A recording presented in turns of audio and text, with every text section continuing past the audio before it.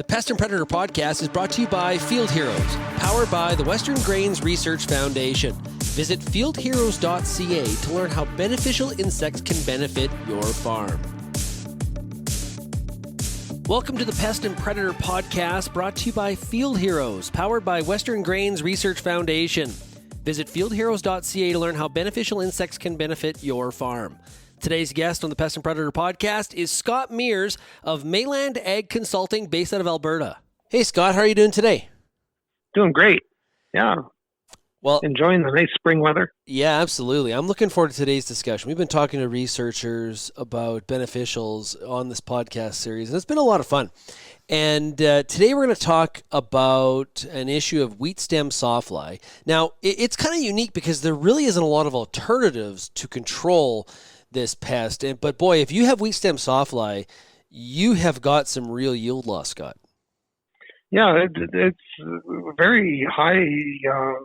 Populations can result in 25-30% losses just from the feeding inside the stem, and then you lose more when the heads drop to the ground. And that's what people usually count as whether we lost half of our heads on the ground. Well, the other half that you saved, probably you're losing 25 to 30% as well. So it can add up big time.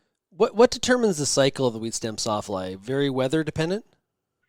It's weather dependent. Yes, we see increases in sawfly in dry weather, and it decreases in wetter seasons. It should say dry seasons, wet seasons. And the interesting thing is the cycle's actually being driven by its natural enemy, but it manifests itself as dry weather, more wheat stem sawfly. Now, we've seen a lot of growers for a while planting varieties like, I remember Lillian, solid stem variety, right? We were seeing some of that, but it not perfect. As a control, I guess, or to defend against the pest. One of the beneficials that can really help us out here is, now let me get this straight, Bracon sephi. Tell me about this. So Bracon sephi is a little orange wasp, and it is a specialist in attacking and killing wheat stem sawfly. It has no other host, so it is very specialized in control of wheat stem sawfly. Okay, so it's the nemesis of wheat stem sawfly. Yes, that's right. So That's how does it do its business? How does it take care of it? Okay, so your sawfly flies usually in late June, early July, and lays eggs right inside the wheat stems. And then the larva of the wheat stem sawfly mines up and down in the wheat stem, causing damage, yield loss, and eventually it cuts the stem at the end of the season. And about mid-July, the Bracon sephi females come along and search out the sawfly larvae inside this stem. So the sephi is on the outside, the Bracon sephi is on the outside, and the wheat stem sawfly is on the inside. And through a series of chemical signals and vibrational soundings by the Bracon sephi female, she finds the sawfly larvae, jabs her ovipositor through the wheat stem, and lays an egg. First of all, jabs through, paralyzes the larvae of the wheat stem sawfly, lays an egg on that sawfly larvae, and that egg hatches. The sephi larvae consumes the sawfly alive, and then pupates in the stem right where it killed the sawfly. So that's kind of the long and short of it. In the process, of course, then it stops the feeding damage, stops the cutting from the wheat stem sawfly, and in long term, if the populations of Bracon sephi build enough, then it takes the cycle away, and you don't have a sawfly problem anymore. It sounds like something out of a sci-fi movie. It's crazy. Like there is so much science behind how that little wasp finds the sawfly larvae.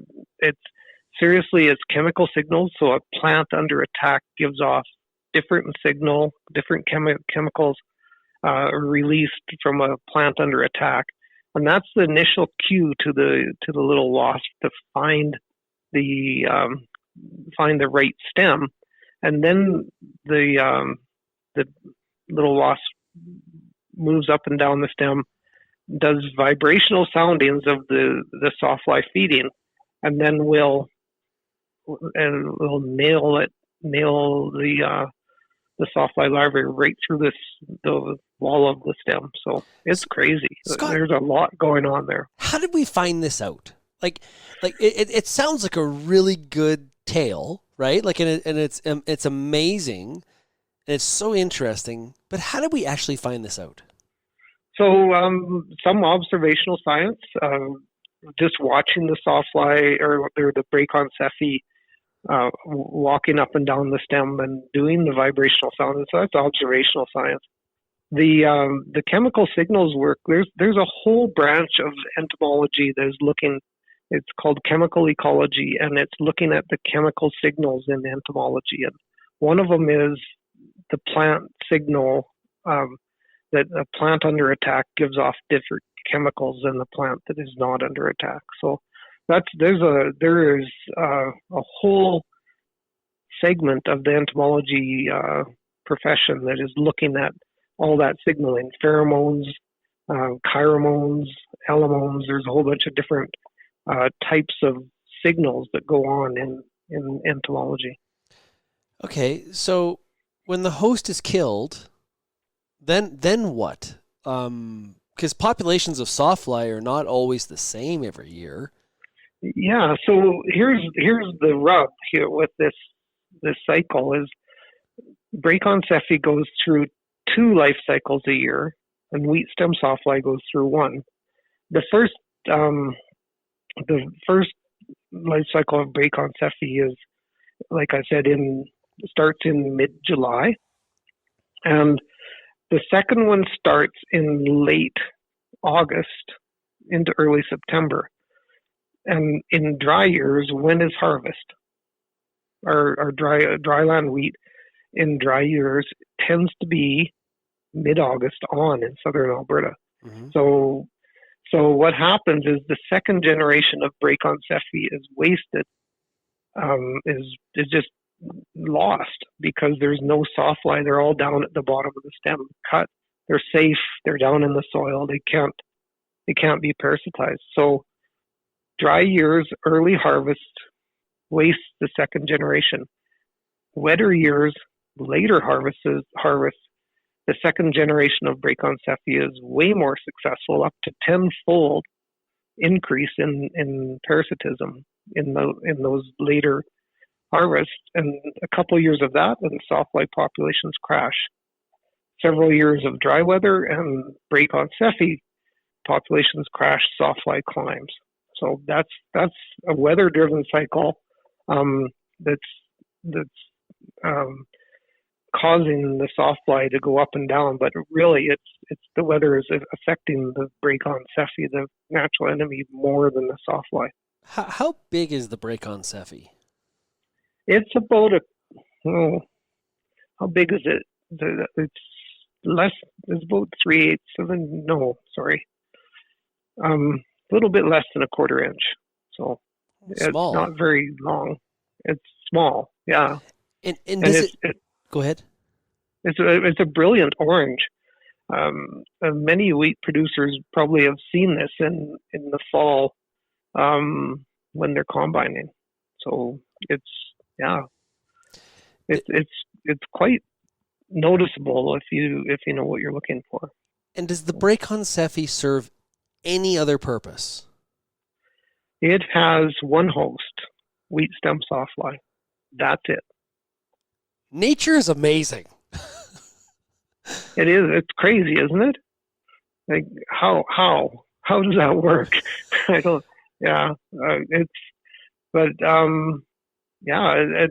It's the ultimate in biocontrol when you have one thing attacking another, and that's the only thing it attacks. It's because it's not attacking anything else. It's not taking out any beneficial insects, or it's just attacking that one thing. So. And I've all the researchers I've talked to on the Pest and Predator podcast, I think I've asked everybody the same question when it comes to some of these beneficials. Okay, so, and in this case with Wheat Stem Sawfly, I really don't have an insecticide option, right? Is that correct? That's right. Every new class of insecticides have been tested to try and control Wheat Stem Sawfly. It's just not successful. It's the nature of that. The sawfly larvae being right inside the wheat stem, and we just can't seem to get the insecticide in there where the sawfly is feeding. So, yeah, it's solid stem wheat and Bracon, sephi, the natural enemies, and there are things we can do to increase the efficiency of the natural enemy as well. So that to me is the 1-2 punch for managing Wheat Stem Sawfly. Okay, so how do I increase the population of Bracon sephi? So I think I mentioned earlier that the Bracon sephi pupates and overwinters where it killed the sawfly.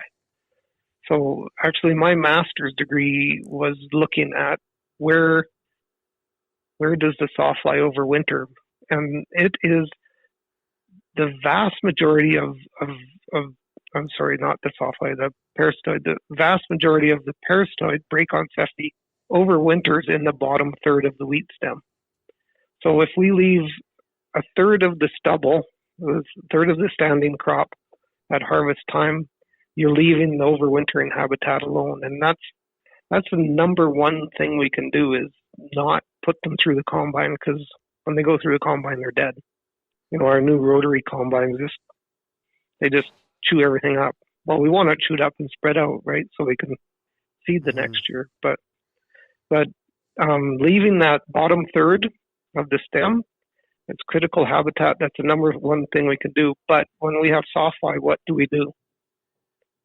We lower the swather or the header on the combine, and we shave it off the ground to try and pick up those weed heads that fell, right? So number one thing actually is solid stem wheat, so that fewer of the heads fall down. Number two, you leave a little more height. Number three, you don't till your land, which we've moved to zero till. Wheat stem sawfly can dig themselves out of the soil. Bracon sephi cannot. So if you bury that stubble, it's the Bracon sephi are done as well. So there's a number of things we can do, but those are the big ones. Is don't put it through the combine. It's almost like this ecosystem battle. The sawfly cuts, which sort of tricks the farmer into cutting low, which decreases the population of it's like this cycle. It's like you're a part of something bigger than you really think. Yeah, and I think you look around agriculture and find those kind of examples everywhere, where we actually think we're doing the right thing, but we're working against ourselves. So yeah, interesting stuff. Yeah, a lot of times when we spray and we don't have to, we're actually working against ourselves, because Mother Nature's going to look after those insects. They're going to bring those populations down. But if we spray, we take out all of our beneficial insects, and we perpetuate our problem. So it's it's far better known in the orchard industry, but it's called the pesticide cycle, or where you spray, so therefore you have to spray, and then you have to spray again, because all your natural enemies are gone and there's no balance left. So yeah. We were talking about this before we started this interview, but it's a little bit different way of thinking, and I think agriculture is starting to do that, where we're thinking about what are the repercussions over and above what I'm trying to do. Yeah, those thresholds are there for a reason, right? And just because you see one pest, if it's not over the threshold, you really do need to make that decision and think about, okay, if I do this, what's the effect, so to speak, and what is happening to some of my beneficial populations. Hey, Scott, this has been fantastic. Thank you very much, and look forward to talking to you again soon. Yeah, anytime, Sean, as well. The Pest and Predator podcast is brought to you by Field Heroes, powered by the Western Grains Research Foundation. Visit fieldheroes.ca to learn how beneficial insects can benefit your farm.